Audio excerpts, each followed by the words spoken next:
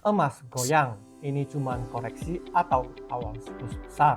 Pasar lagi goyang akhir Januari 2026, emas tiba-tiba jadi liar, rally kuat, lalu berbalik tajam, volatilitas meledak, dan di Maret, boom, kembali koreksi tajam dari puncak. Kalau kamu baru masuk sekarang, ini terasa seperti awal kejatuhan. Tapi kalau kamu pernah lihat sejarah, ini mungkin cuma bagian dari pola yang sama. Siklus tidak pernah berbohong.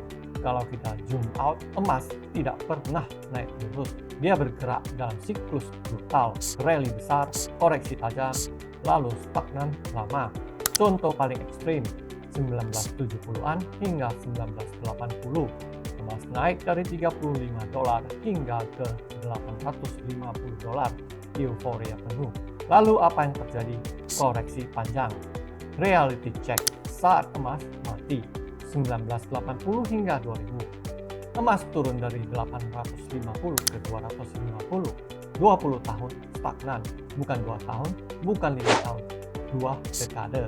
Kenapa? Suku bunga tinggi, US dollar kuat, inflasi terkendali. Ini fase di mana semua orang berhenti percaya emas. Kebangkitan super cycle modern. Lalu dari tahun 2000 hingga 2011, emas naik dari 250 ke 1920, dipicu oleh dot-com bubble, krisis finansial 2008, money printing besar-besaran, kepercayaan ke sistem mulai retak lagi, dan emas terbang. Tidak ada yang naik selamanya. Setelah euforia 2011 hingga 2015, emas turun dari 1920 ke 1050. Banyak yang saat itu berpikir ini akhir dari emas.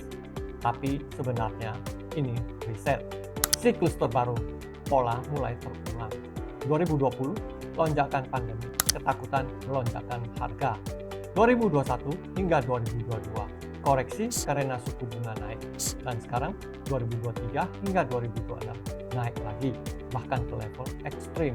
Tapi seperti yang kita lihat di Januari dan Maret, volatilitas kembali, koreksi mulai muncul, persis seperti fase tengah siklus sebelumnya.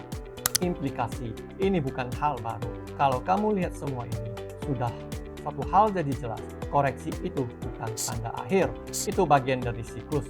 Masalahnya, koreksi selalu terasa seperti akhir dunia saat kamu ada di dalamnya. Pertanyaan yang sebenarnya, jadi sekarang ini bukan soal kenapa emas terkoreksi, tapi apakah koreksi ini biasa dalam plan besar atau awal dari fase panjang seperti 1980. Karena sejarah sudah menunjukkan emas tidak bergerak random, dia berulang.